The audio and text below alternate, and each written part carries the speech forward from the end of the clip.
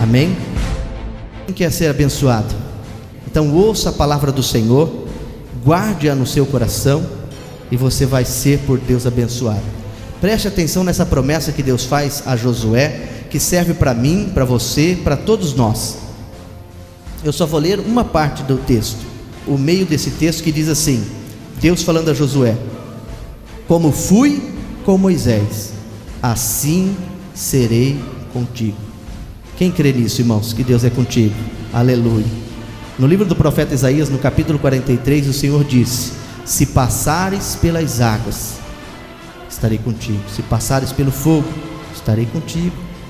Aonde quer que for, estarei contigo. É promessa de Deus a nós, não só a Moisés ou a Josué. Porque o que Deus está querendo dizer aqui, irmãos, a Josué é o seguinte: olha, Josué, eu sou assim, eu não mudo. Eu não mudo. E quando eu faço uma promessa, eu velo pela minha palavra para cumprir. Jeremias 1,12. Isaías 55,11, ele disse assim: assim será a palavra que sair da minha boca, não voltará para mim vazia, mas para aquilo pela qual eu a designei e conforme me apraz. Então Deus fez uma promessa a todos aqueles que andarem com ele, ele será com aquele. Então ele está dizendo a Josué: Josué, assim como fui com Moisés, eu serei contigo, desde que você esteja na minha presença. O que nós entendemos com isso, irmão? Que cada geração, que cada um de nós temos que buscar a nossa própria intimidade com Deus, a nossa própria comunhão com Deus. Quinta-feira nós falamos aqui a respeito dos altares, que Josué construiu na travessia do Jordão. Ele construiu um altar fora do Jordão e um altar no leito do Jordão. O altar que ficara dentro do Jordão era o altar que eles buscavam a intimidade com Deus. É o culto secreto, onde você se coloca na presença do Senhor, onde você busca a sua intimidade com Deus. E o altar que está exposto lá fora para testemunho a todas as nações, a todos aqueles que passarem, é o altar da nossa vida pública. Aquilo que Deus faz na nossa vida secreta, a intimidade que nós temos com Ele, vai refletir no altar que está lá fora, para que todos vejam que Deus é conosco e que nós somos com Deus. Era este memorial que Deus levanta fora do Jordão, para que todos que passassem por lá vissem aquele altar e soubessem: Deus abriu o Jordão.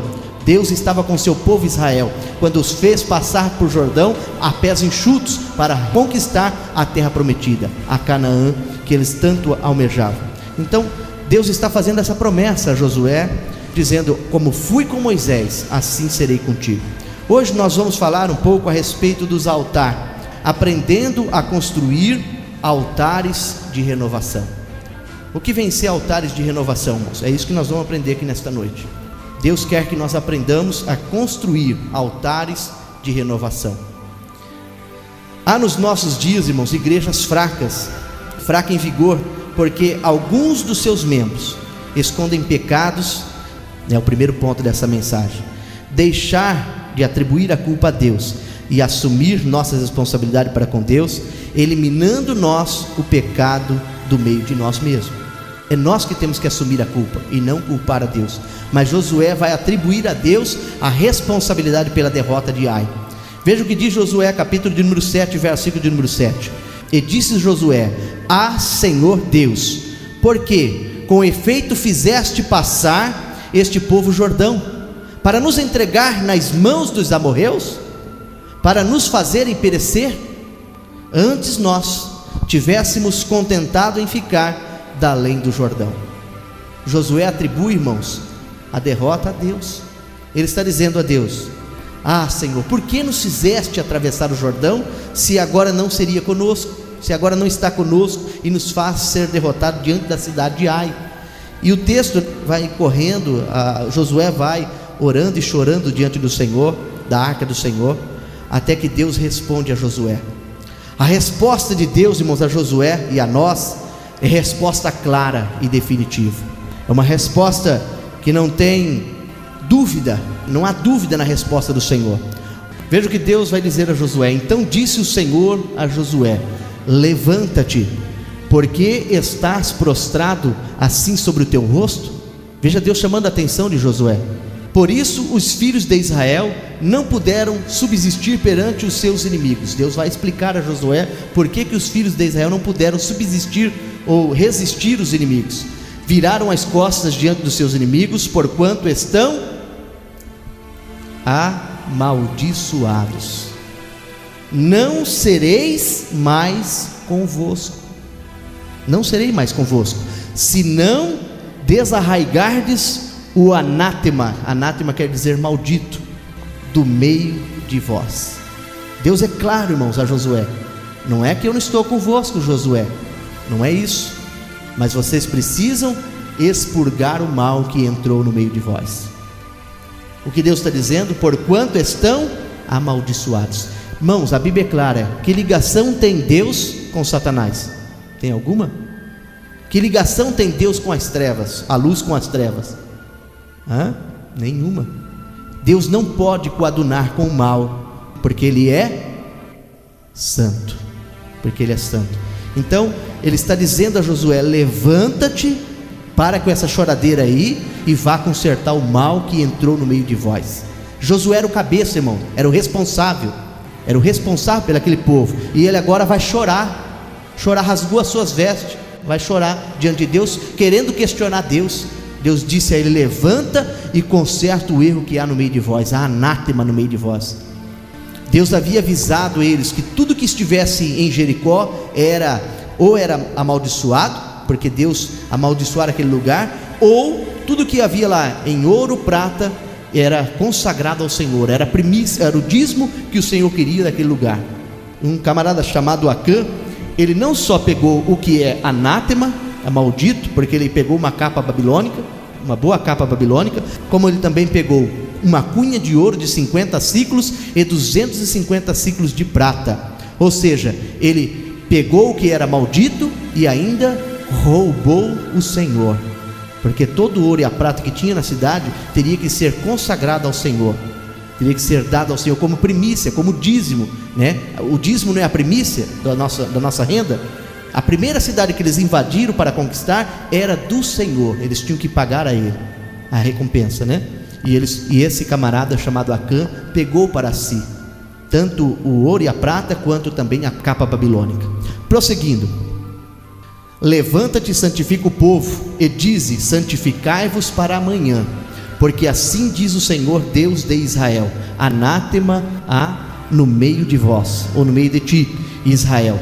Diante dos teus inimigos não poderás suster-te, até que tires o anátema do meio de vós, até que se expurgue o pecado. Então veja aí, irmãos, o que Deus está orientando a Josué, para que ele tire o anátema, tire o pecado, a maldição que há sobre eles. Há momentos na nossa vida que nós nos deixamos levar, nos deixamos seduzir, atrair por coisas que desagradam a Deus, que não servem para nós. Deus nos chamou para a santificação. Deus quer um povo seu, especial, zeloso e de boas obras. Mas muitas das vezes nós somos como Acã, e nos deixamos seduzir por algo que vá prejudicar a nossa vida espiritual. E não só isso, irmão, vai prejudicar toda a nossa congregação, porque Deus não pode agir. Há um anátema, há maldição no meio de nós, há um pecado escondido, há algo que precisa ser expurgado, que precisa ser trazido à tona para que seja sarado. Era tão sério isso que Israel ficava num lugar chamado arraial. Eles haviam preparado no deserto um lugar chamado arraial, e o arraial tinha que ser santo, não podia haver coisa alguma que contaminasse aquele lugar. O arraial era santo, e Deus dizia a Moisés: ninguém pode defecar dentro do arraial. Defecar, irmãos, ninguém podia fazer as suas necessidades fisiológicas dentro do arraial. Sabe por quê? Porque Deus diz a Moisés: porque eu passeio pelo meio de vós. E Deus não quer encontrar nada que seja imundo na nossa vida. Então todos aqueles que tinham suas necessidades tinham que sair do arraial e ir fora para fazer as suas necessidades físicas. Quanto mais pecado. Se estivesse algo dentro do arraial que condenasse aquele povo, irmãos, eles seriam prejudicados, todos seriam prejudicados. E Deus vela, Deus guarda. Quando nós estamos na posição que Deus quer, ninguém pode nos atingir. A Bíblia diz em João que aquele que é nascido de Deus não peca, nem vive pecando, e Deus o guarda, e o maligno não lhe toca. Quando Israel estava acampado, acampado perto de Moabe, o rei de Moabe chamou um homem chamado Balaão. Balaão era servo do Deus Altíssimo. Balaão era um sacerdote, e só que ele não era do povo de Israel. Ele vai até o rei de Moabe, e lá o rei de Moabe pede que ele profere palavras malditas contra o povo de Israel. E ele começa a falar algumas coisas contra Israel, e de repente o Senhor pede que ele pare. O Senhor fala com ele, e Balaão começa a perceber que ele não pode proferir palavras de maldição contra Israel.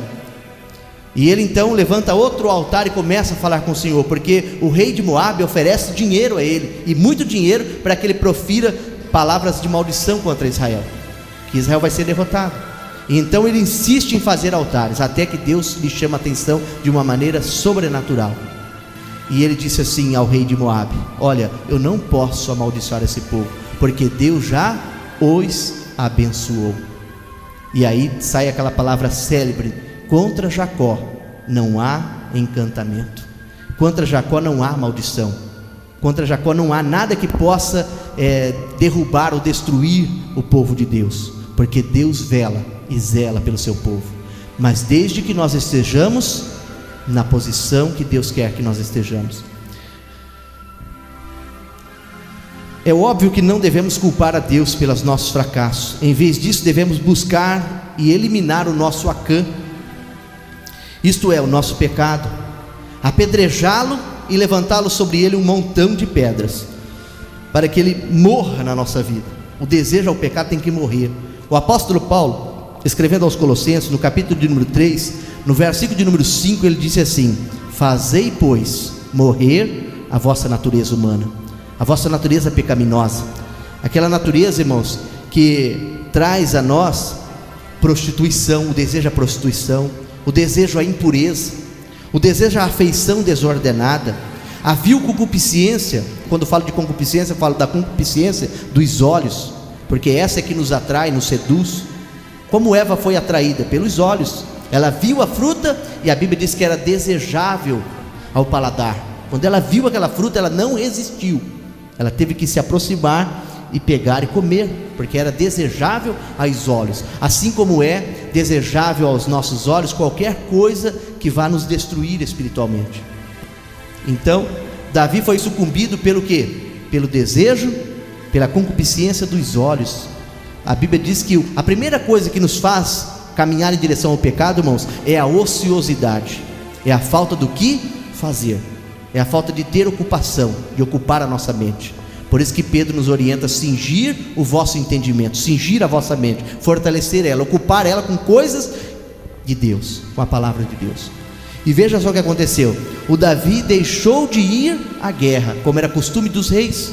Na primavera era costume dos reis sair para a guerra, e o Davi deixou, disse: vai lá, Joabe, vai lá que eu vou ficar em casa, tirar umas férias, vou descansar aqui. E ele ficou. E diz a Bíblia que num determinado momento do dia, ele saiu do seu alpendre, do seu palácio, e ele saiu e foi olhar pela janela. E ao olhar pela janela, ele viu uma mulher chamada Betseba tomando banho nua no seu quintal. E quando ele viu aquilo, pronto, entrou a concupiscência nos seus olhos, e ele desejou tanto ela, que ele não se contentou em simplesmente ver, mandou chamá-la. E todo mundo sabe da história. Então, o pecado da concupiscência dos olhos, a avareza, que é a idolatria, tudo aquilo que nós queremos por demais, que ultrapassa aquilo que é do normal, é a avareza, é a idolatria. Alguém pensa que idolatria é só adorar ídolos. Não. Você pode amar ao dinheiro, isso é idolatria. Você pode amar demais o seu carro, isso é idolatria.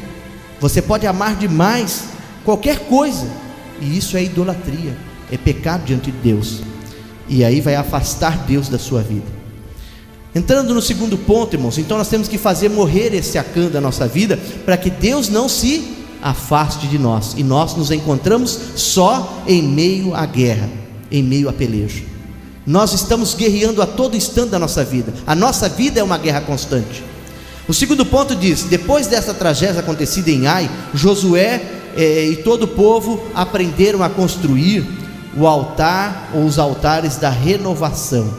O que é altares da renovação, irmãos? aprendendo a construir com Deus altares da renovação. Olha só o que diz aqui, irmão, Josué, capítulo de número 8, versículo de número 30.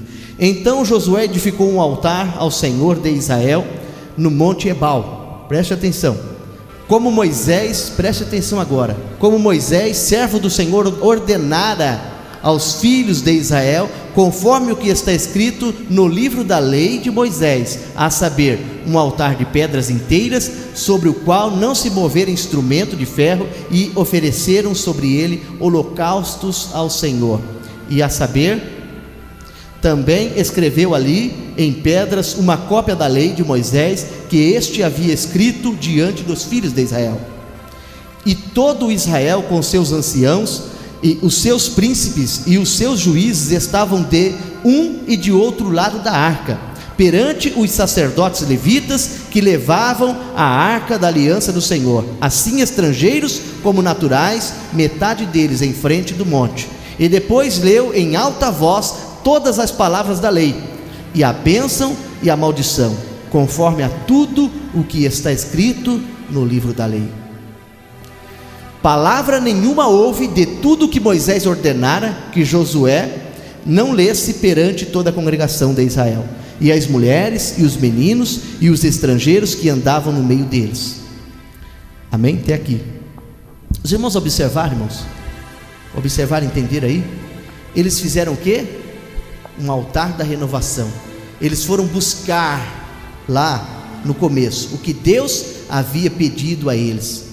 Muitas das vezes, irmãos, nós precisamos fazer altares da renovação, renovar a nossa aliança com Cristo, porque vai passando-se os dias, vai passando-se o tempo, e nós vamos nos esquecendo daquilo que Deus quer de nós, daquilo que Deus nos chamou, daquilo para que Deus nos chamou. Deus nos chamou para quê? Para que Deus nos chamou? Para a santificação. Deus nos chamou para a santificação. Deus nos chamou para a santificação, porque sem a santificação ninguém verá o Senhor. Então nós somos chamados por Deus para cada dia subir um degrau da santificação. Vamos subindo esse degrau até chegarmos à estatura de varão perfeito. E eles haviam se esquecido disso. Eles haviam se esquecido dos mandamentos que o Senhor ordenara a Moisés. Aliás, se você abrir no livro de Josué, Deus faz a promessa a Josué, capítulo de número 1, ele disse assim: sucedeu depois da morte de Moisés, servo do Senhor, que este falou a Josué, filho de Num, servidor de Moisés, dizendo: Moisés, meu servo, é morto, dispõe-te agora, passa desse Jordão, tu e todo este povo, a terra que eu dou aos filhos de Israel. Todo lugar que pisar a planta do vosso pé, vou-lo tenho dado, como prometi a Moisés, desde o deserto do Líbano até o grande rio Eufrates, toda a terra dos heteus até o grande mar, para o poente do sol será vosso termo. Ninguém te poderá resistir todos os dias da tua vida. Como fui com Moisés, assim serei contigo. Não te deixarei, nem te desampararei. Será que Deus mente, irmão? Deus mente? Não.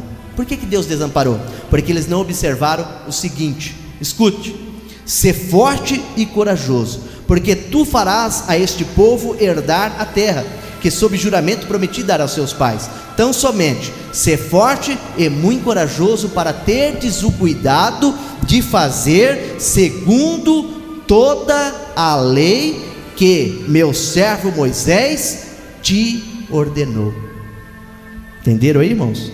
Não te desvie dela, nem para a direita, nem para a esquerda, para que sejas bem sucedido. Não cesses de falar deste livro da lei. Eles haviam cessado, haviam se esquecido do livro, haviam se cessado de falar da lei. Estava tão atarefado como nós. Eu preciso vencer, eu preciso conquistar isso, eu preciso conquistar aquilo, eu preciso vencer. É plano de Deus?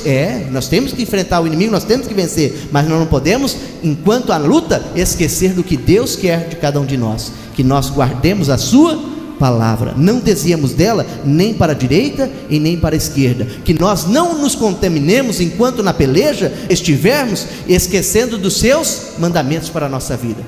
Então foi isso que aconteceu. Eles estavam tão preocupados com a peleja, que quando viram algo errado, pegaram para si, e prejudicou toda a congregação, se esquecendo daquilo que Deus havia ordenado. Então eles aprenderam essa lição, e a partir de agora, todas as vezes que eles começavam uma peleja, eles, em meio àquela peleja, eles paravam. Vamos oferecer altar de renovação, vamos lembrar daquilo que Deus nos ensinou. No meio da guerra, Moisés parava e levantava o altar e fazia adoração ao Senhor, lembrava do que Moisés havia dito, lia o livro e depois continuava a guerra. E era assim que eles faziam a partir do momento em que eles foram derrotados em Ai. Veja só como que nós temos que aprender. Você está enfrentando luta, irmão, está se sentindo derrotado, é hora de você parar, é hora de você começar a refletir: como está a minha vida com Deus? O que eu tenho feito de errado? Onde eu preciso melhorar? O que eu esqueci? O que eu deixei de fazer? Aonde eu errei? Deus não falha, irmãos, Deus não falha. Ainda que nós não permanecemos fiéis a Ele, Ele permanece fiel a nós. Não porque nós somos fiéis, não, porque falhamos, mas Ele é fiel pela sua palavra. Ele não pode voltar atrás. O que Ele disse a Josué, o tema dessa mensagem: assim como fui com Moisés, serei contigo, não te deixarei, nem te desampararei. Não é que Deus voltou para trás, deixa ele se lascar lá. Não é isso não, irmão. É que Deus não podia, estava impedido. Ele queria fazer, mas não podia fazer. Por quê? Porque o povo havia pecado, havia se afastado dele, e Deus estava impedido de agir, vendo o seu povo perecer, e não podia agir, não podia fazer nada, porque Deus não é injusto. Porque pecador, aquele povo também era. E se o seu povo é pecador, como é que ele vai defender o seu povo pecador em demérito dos outros pecadores? Deus não é injusto, irmão. Ele favorecia Israel porque Israel guardava a sua palavra, enquanto o outro não guardava, não queria obedecer, não queria guardar, não queria fazer a sua vontade. Então Israel prevalecia. Isso ficava claro quando Moisés enfrentava a batalhas contra os amalequitas. Quando Moisés levantava as mãos, Israel prevalecia. Quando ele abaixava as mãos, os amalequitas prevaleciam. E eles puderam entender que quando eles estão na direção de Deus, buscando a Deus, Deus é com eles. Quando deixa de buscar, perdem a batalha. E é assim com cada um de nós. Então é tempo de nós pararmos e refletirmos na nossa vida, rever os nossos conceitos, rever aquilo que nós estamos fazendo. Por que Deus não está agindo na minha vida? Por que eu não sinto mais a presença gloriosa do Espírito Santo em mim? Por que eu não falo mais em línguas estranhas? Por que eu não tenho mais vontade de estar na casa do Senhor? Por que eu não quero mais aprender da sua palavra? Por que eu não gosto do culto de oração? Por que eu não quero um compromisso com Deus? Por que eu não quero fazer parte de nenhuma diretoria da igreja? Por quê? Nós temos que parar e pensar nisso, irmão. Há algo que está acontecendo na nossa vida que está errado. E nós precisamos expurgar esse Acã da nossa vida, apedrejá-lo até a morte, para que ele não cresça mais dentro de nós e nos afaste do nosso Senhor, do nosso Salvador. Porque só em Deus há salvação, só em Deus há perdão de pecados. Terceiro ponto: infelizmente, irmãos, tão cedo nos lembramos do que Deus quer de nós, tão cedo esquecemos de buscá-lo. Eles haviam aprendido a lição, mas tão cedo aprenderam, tão cedo esqueceram. Novamente eles vão cair no mesmo erro. A guerra continua, a luta continua, não é assim? Nós vencemos um leão cada dia. Amanhã tem luta de novo, mês que vem tem de novo, semana que vem tem de novo. Nós temos que enfrentar a luta todos os dias. E tão cedo lembramos que temos que buscar o Senhor, tão cedo também esquecemos que temos que andar no seu caminho, pelas suas veredas. Temos que endireitar o nosso caminho. Lembre que Deus disse a Josué: não te desvie dele nem para direita e nem para a esquerda.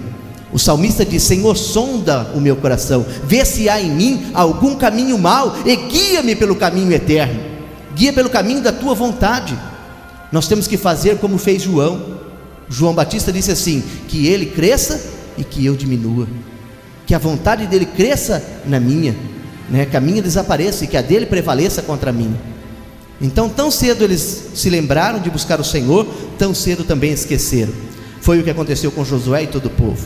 Observe, com o infortúnio ocorrido em Ai, eles aprenderam a buscar o Senhor e relembrar o que Deus pedira a eles. Não foi isso? Não foi isso que aconteceu? Eles se lembraram, começaram a construir os altares de reconciliação, de renovação.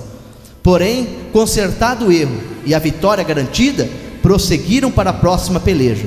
Foi aí que foram surpreendidos novamente. Olha, irmão, parece brincadeira, mas existe crente assim, irmão, que estava caído, lembrou, levantou, e já na próxima peleja ele cai de novo, porque ele não vigia. Está cheio de crente assim. que ora demais, vigia de menos. Nós temos que ter um equilíbrio espiritual. Nós temos que saber, observe que a palavra orar na Bíblia sempre vem acompanhado da palavra vigiar. Orar e vigiar. Não adianta só orar se não vigiar. E foi isso que aconteceu com o povo de Israel. Eles haviam consertado o erro, mas no momento seguinte, na próxima batalha, eles foram surpreendidos novamente. Sabe por quê? Porque o inimigo não é bobo, irmãos. O inimigo, a Bíblia diz que ele é sagaz, que ele é esperto, ele é inteligente. Aliás, se você não saiba, Satanás, que era conhecido no céu como Lúcifer, que quer dizer anjo de luz, ele era o sinete da criação de Deus, a obra feita por excelência, o mais sábio de todos os anjos. Era Satanás no céu. Ele tinha o comando sobre todos os anjos do céu. Ele era o que mais sabia no céu. E ele foi expulso de lá. E ele perdeu a sua sabedoria? Não, porque aquilo que Deus dá, não pede de volta. Ele continua sábio. É só você ler o livro do profeta Isaías, você vai ver lá Deus falando com ele, dizendo que ele com a sua sabedoria enganou os reinos da terra, enganou homens, fez homens morrerem. E ele é sagaz, irmãos. Ele sabe como fazer para te destruir. Só Jesus pode nos guardar, e nós com a sabedoria do Senhor em nós. Olha o que aconteceu. O inimigo muda a estratégia, né? Agora ele sabe que a cunha de ouro, a capa babilônica não vai mais, eles não vão mais cair, eles não vão mais cair nesse engodo. Veja só o que aconteceu. O inimigo muda a estratégia para pegar desapercebidos aqueles que não estão vigilantes. E os moradores de Gibeão era uma cidade próxima, a próxima cidade que eles iriam enfrentar, só que eles ainda não sabiam, né? Ouvindo que Josué fizera com Jericó e com Ai, eles ouviram falar da guerra e o que Josué fez com Jericó e com Ai. Eles tramaram um plano, usaram de astúcia e foram e se fingiram embaixadores, e levando sacos velhos sobre os seus jumentos e odres de vinho velhos e rotos e remendados, e nos seus pés sapatos velhos e remendados e roupas velhas sobre si, e todo o pão que trazia para o caminho era seco e bolorento. E vieram a Jericó, a Josué, ao arraial, a Gilgal, e disseram a ele e aos homens de Israel: viemos de uma terra distante, fazei pois agora acordo conosco. E os homens de Israel responderam aos heveus: talvez habitais no meio de nós. Tinham desconfiança, já estavam desconfiados. Talvez vocês habitam no meio de nós. A ordem de Deus era para destruir a todos, não fazer acordo com ninguém. Então eles disseram: talvez vocês habitam no meio de nós. Como pois faremos acordo convosco? Então disseram a Josué: nós somos teus servos. E disse-lhes Josué: quem sois vós e de onde vindes? Havia sempre uma dúvida. E lhe responderam: teus servos vieram de uma terra muito distante, por causa do nome do Senhor teu Deus. Olha só: porquanto ouvimos a sua fama e tudo quanto fez no Egito. O inimigo conhece, irmãos, conhece tudo de Deus, e ele pode te engodar com isso. E tudo quanto fez aos 2 reis dos amorreus que estavam além do Jordão, a Sion, rei de Esbom, e a Og, rei de Bazã, que estava em Astarote. Por isso nossos anciões e todos os moradores de nossa terra nos falaram dizendo: tomai em vossas mãos provisão para o caminho e ide-lhes ao encontro, e dizei-lhes: nós somos vossos servos, fazei pois agora acordo conosco. Este nosso pão tomamos quente das nossas casas para nossa provisão, no dia em que saímos para vir a vós, e ei-los aqui agora já seco e bolorento. Significava o quê? Que eles andaram muito, tudo mentira.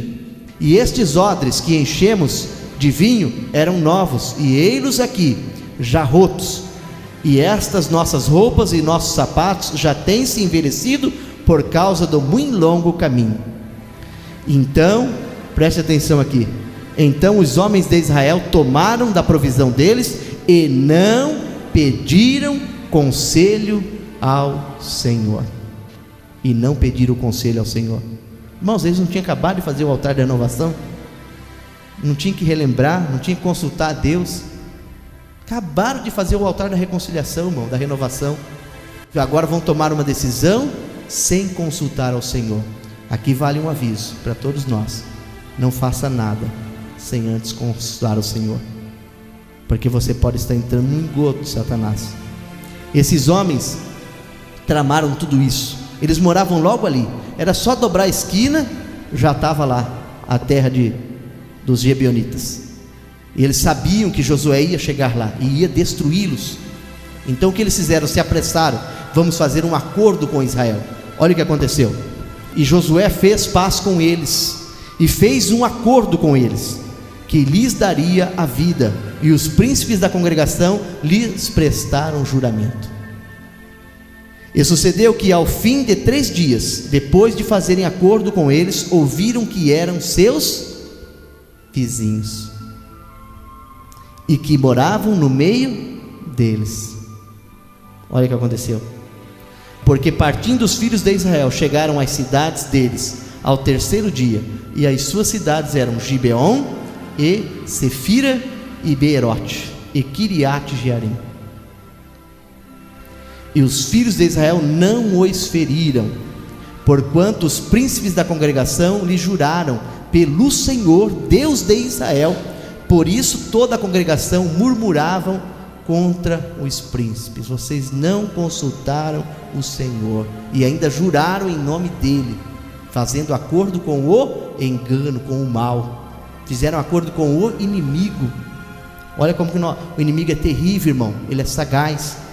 Agora, então todos os príncipes disseram a toda a congregação: nós juramos-lhes pelo Senhor Deus de Israel, pelo que não lhes podemos tocar.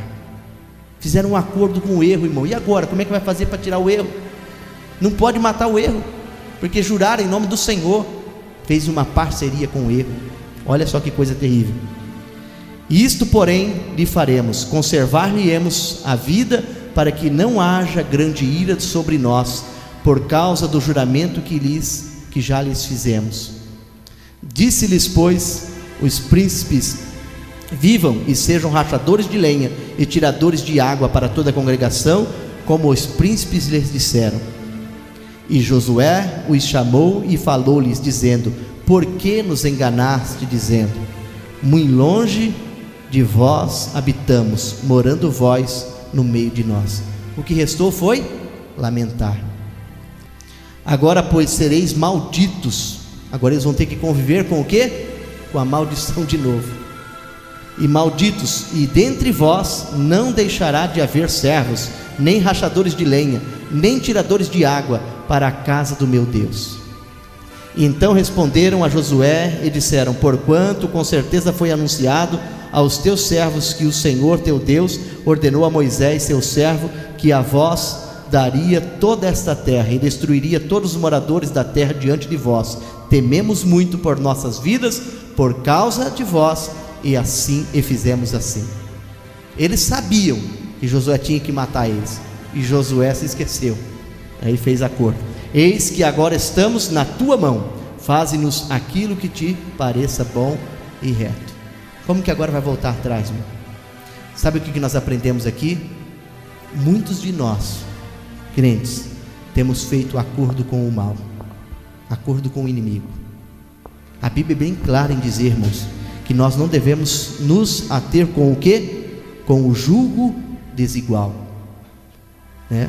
A Bíblia é clara, irmãos, e muitas das vezes nós fazemos parceria com o inimigo.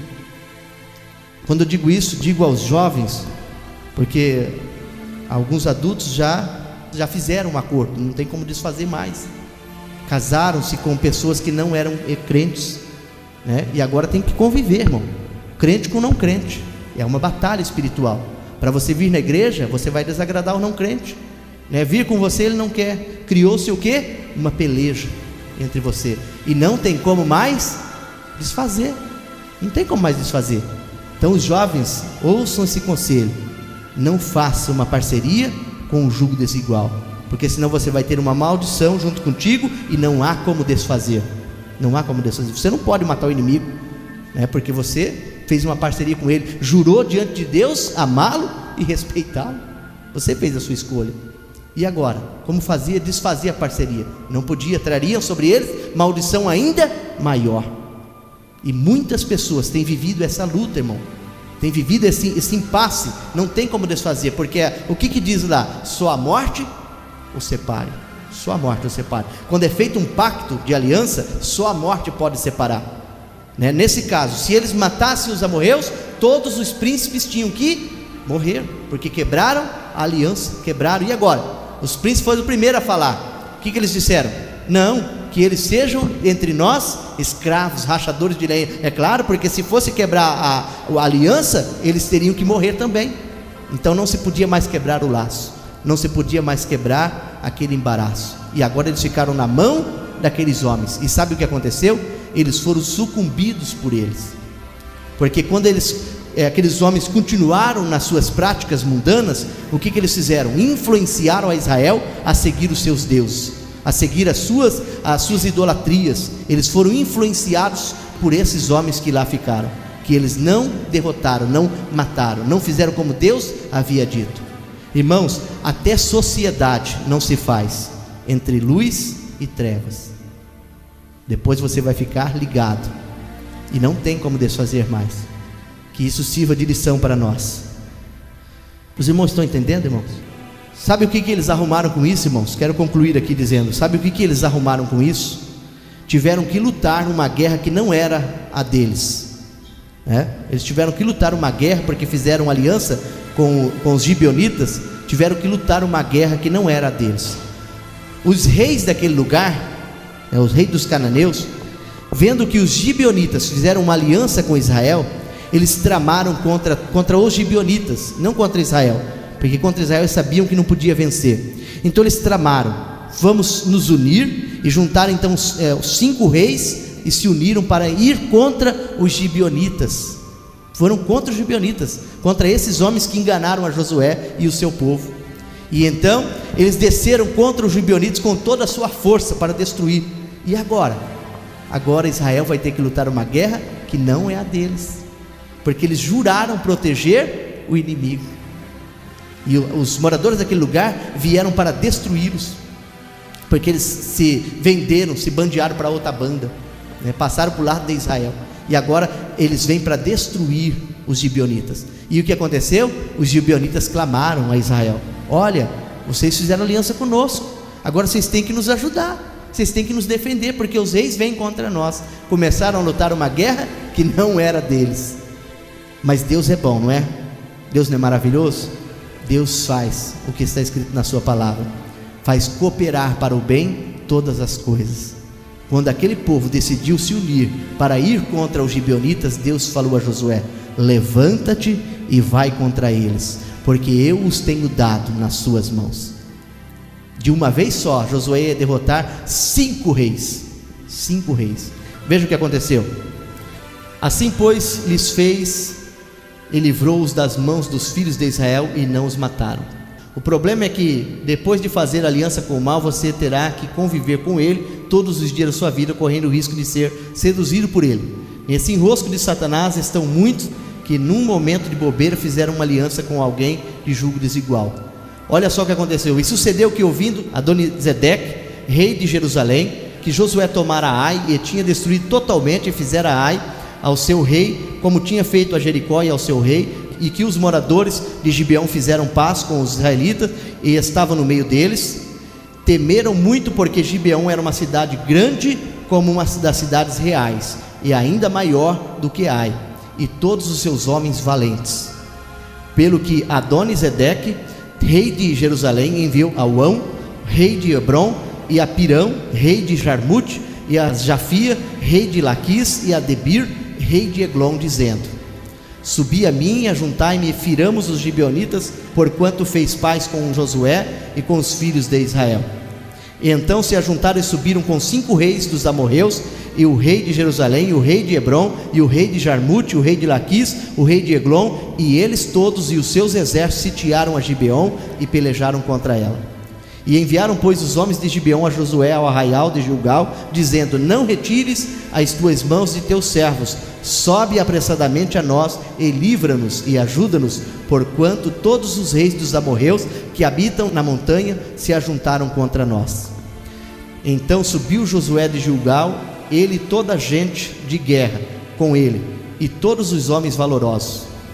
Veja aqui, irmãos, o que acontece. Veja aqui como aquele que faz aliança com o erro, depois tem que ajudar o errado. Teve que ajudar o que estava errado. Era uma oportunidade deles morrer, mas ele não podia deixar morrer, porque tinha feito aliança com eles, para que ele não seja destruído e nós, os responsáveis. E o que é pior, a oportunidade que teria do erro se consertar por si só, não acontecera, né? Porque Josué tinha que ajudar, porque tinha uma aliança com eles. Pois Deus não pode nos abandonar à própria sorte, porque apesar de não permanecermos fiéis a Ele e nos unir ao erro, Ele não pode negar a sua palavra. O que Ele havia dito a Josué: assim como fui com Moisés, serei contigo. Graças a Deus que Ele permanece fiel, e Ele foi pelejar com Israel. Vemos nesse episódio como Deus é bom, e como Ele transforma o mal em bem, cumprindo assim a sua palavra que diz: todas as coisas cooperam para o bem daqueles que amam a Deus. E o Senhor disse a Josué: não os temas, porque os tenho dado na tua mão, nenhum deles te poderá resistir. E Josué lhe sobreveio de repente, porque toda a noite veio subindo de Gilgal, e o Senhor os conturbou diante de Israel, e os feriu com grande matança em Gibeon, e perseguiu-os pelo caminho que sobe a Bet-Oron, e feriu-os até a Zeca e a Maquedá.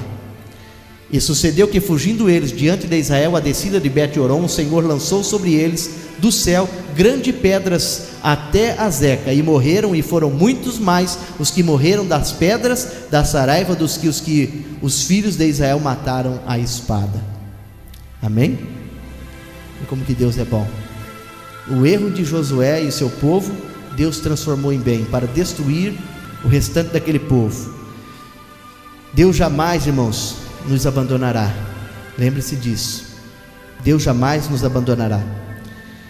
Lembre-se então, todas as vezes que sentires derrotado, é momento de levantar o altar da renovação. Amém? Vamos ficar de pé. Graças a Deus que o Senhor não nos deixa só.